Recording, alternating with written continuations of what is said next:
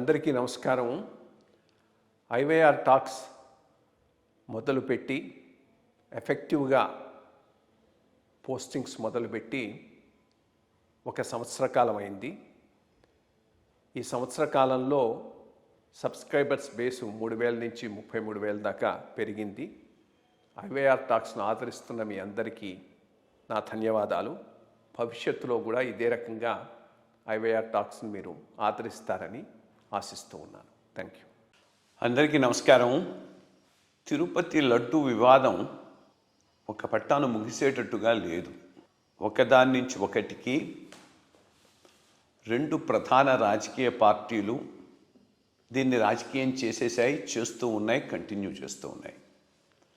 దీని మీద విశ్వ హిందూ పరిషత్ స్పందిస్తూ చాలా చక్కగా 3 అంశాలను ప్రస్తావించడం జరిగింది.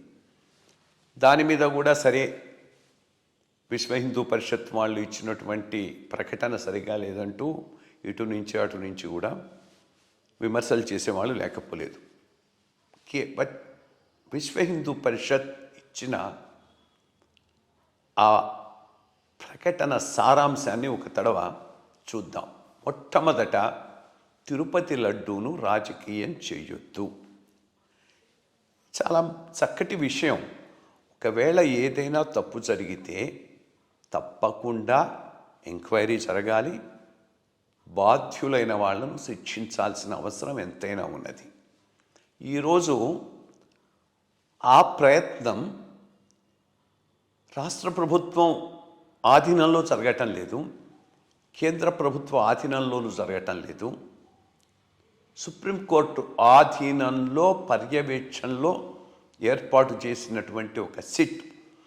ఈ సిట్లో సిబిఐ వాళ్ళు ఉన్నారు, రాష్ట్ర పోలీస్ వాళ్ళు ఉన్నారు. వీళ్ళతో కలిసిన ఒక సిట్ దీనిని పర్యవేక్షిస్తూ ఉన్నది. దాంట్లో నిర్ద్వంద్వంగా కల్తీ జరిగింది అని తేల్చారు. కల్తీకి ఎవరు బాధ్యులనే దానికి వాళ్ళు ఒక స్థాయిలో దానిని నిర్ణయించడం జరిగింది. ఆ నిర్ణయించిన స్థాయి సరైంది కాదు అని చాలామంది అభిప్రాయపడుతున్నారు, నేను అభిప్రాయపడుతూ ఉన్నాను. నేను ఈ విషయం గురించి మాట్లాడటం జరిగింది. 70 లక్షల కేజీల కల్తీ నెయ్యి సిస్టంలోకి వచ్చింది. చైర్మన్ గారికి రెస్పాన్సిబిలిటీ లేదు, బోర్డు మెంబర్లకు రెస్పాన్సిబిలిటీ లేదు, బోర్డు కమిటీలకు రెస్పాన్సిబిలిటీ లేదు. కేవలం కుట్రపూరితమైన నేరమైతే కింది స్థాయి ఆఫీసర్లలోనే ఉన్నది.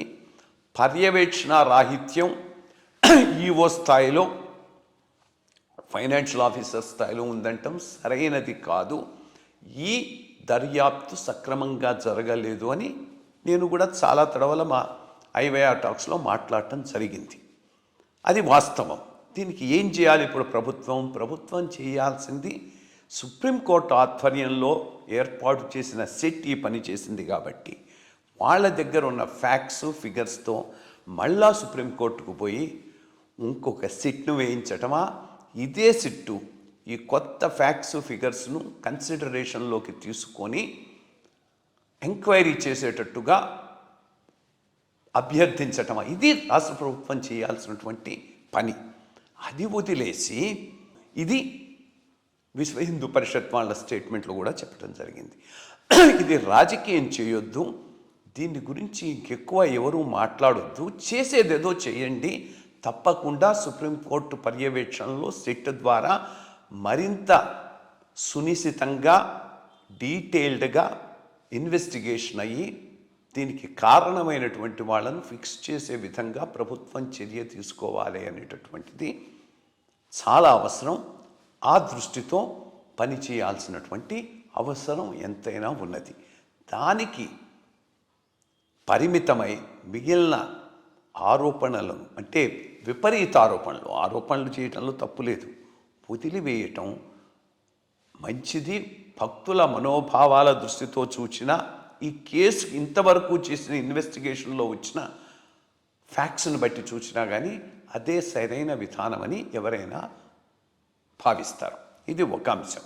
రెండో అంశం, కూటమి ప్రభుత్వంలో బీజేపీ భాగస్వామి, జనసేన భాగస్వామి, తెలుగుదేశం భాగస్వామి. బీజేపీ అయితే హైందవ అజెండాతో ముందుకు పోతున్నటువంటి ప్రధానమైన పార్టీ. జనసేన కూడా దాన్ని పుణికి పుచ్చుకొని దానిని ఒక ప్రధాన అజెండా వాళ్ళ పార్టీకి చేసుకున్నది. ఈరోజు తెలుగుదేశం కూడా అది తమ ప్రధానమైన అజెండా అంటున్నారు. మరి 2 ఏళ్ల పాలనలో ఉన్నారు. ఈ హిందూ మత పటిష్టతకు, హైందవ ఇన్స్టిట్యూషన్స్ను స్ట్రెంగ్తన్ చేయటానికి, మత ప్రచారాన్ని ఆపటానికి ఏం చేశారు అనేటటువంటి క్రెడిట్ కార్డ్ కొంత వివరించగలిగితే బాగుంటుంది. కేవలం ఆరోపణలు తిరుపతి లడ్డుకే పరిమితం కాకుండా హైందవ ఎజెండాతో ముందుకు పోతామంటే ఈ 3 అంశాల్లో ఏమి చేశామనేటటువంటి విషయాన్ని వాళ్ళు ప్రజలతో పంచుకోవాల్సినటువంటి అవసరం ఉంది. దురదృష్టం ఏంటంటే ఈ డైరెక్షన్లో ఏమీ జరగలేదు 2 సంవత్సరాల నుంచి. 5 సంవత్సరాల జగన్ పాలనలో ఏ రకంగా అయితే హిందూ ఇన్స్టిట్యూషన్స్, హిందూ దేవాలయాలు, హిందూ మత ప్రచారం ముందుకు పోలేదో ఈరోజు అదే పరిస్థితి 2 సంవత్సరాల నుంచి. మరి ఈ ప్రధానమైన అంశం మీద దృష్టి పెట్టకుండా కేవలం దానికే పరిమితం అవుతూ దాని ద్వారా మేము హిందూ మత ధర్మ సంరక్షకులం అనేటటువంటి భావన ప్రజల్లోకి తీసుకుపోవాలంటే ఎవరు నమ్మరు. ఇక్కడ చెయ్యండి, ఇక్కడ గట్టిగా పనిచేయండి.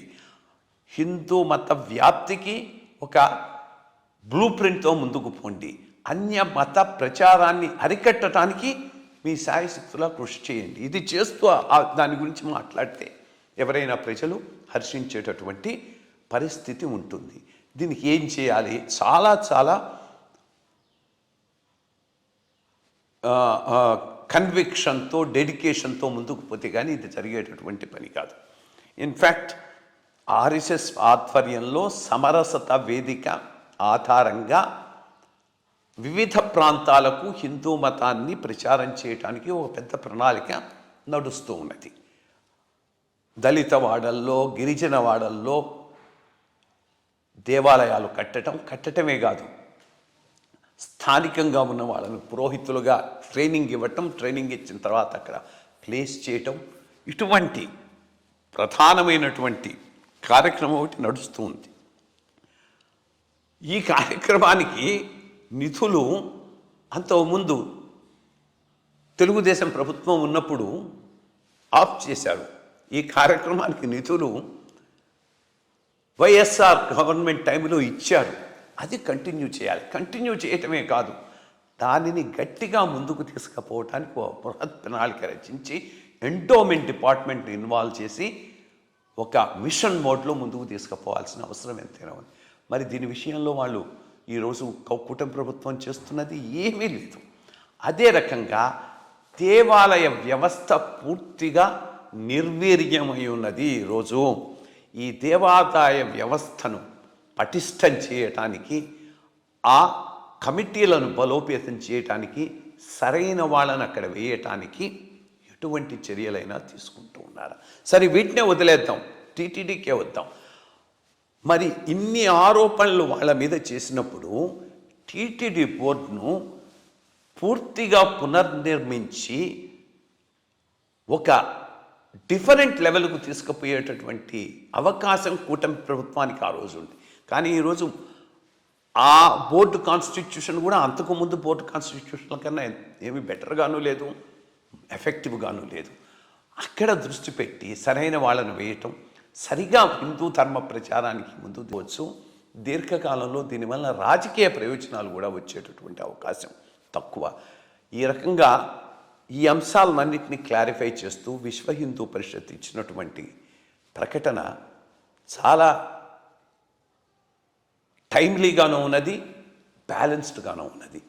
వాళ్ళ సజెషన్కి అనుగుణంగా 2 పార్టీలు ముందుకు పోయి ఈ అంశాన్ని సుప్రీంకోర్టు ఆధ్వర్యంలోని సిట్ను హ్యాండిల్ చేయనివ్వండి. ఏదైనా అడిషనల్ ఇన్ఫర్మేషన్ ఉంటే అక్కడ ప్రజెంట్ చేయండి. దాని ప్రకారం ట్రయల్ కోసం ప్రయత్నం చేయండి. రాజకీయం కోసం దీన్ని వాడుకోవటం ఇద్దరు అవతల పెడితే